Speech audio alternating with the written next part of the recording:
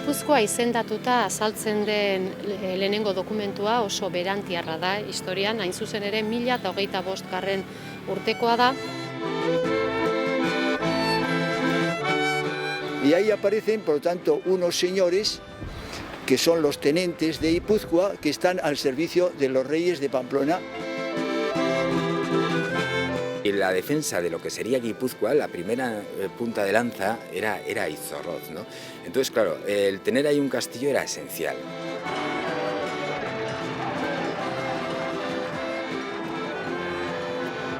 Gaztelarrek irabazi egin zuten Gasteiz eta arrapaladan sartu ziren Hondarribiraino.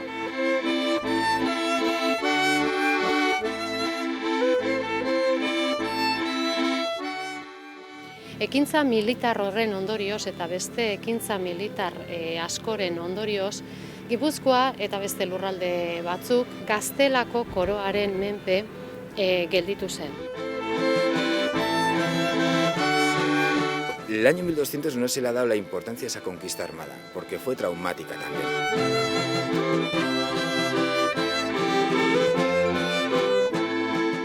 Gaztelak Gipuzkoako 3 tenentzia haiek bereganatu zituenean eta hoiekin Gipuzkoa osatu zuenean, geratzen zen Nafarro garaia horren konkista preparatzea besterik ez zuen egin.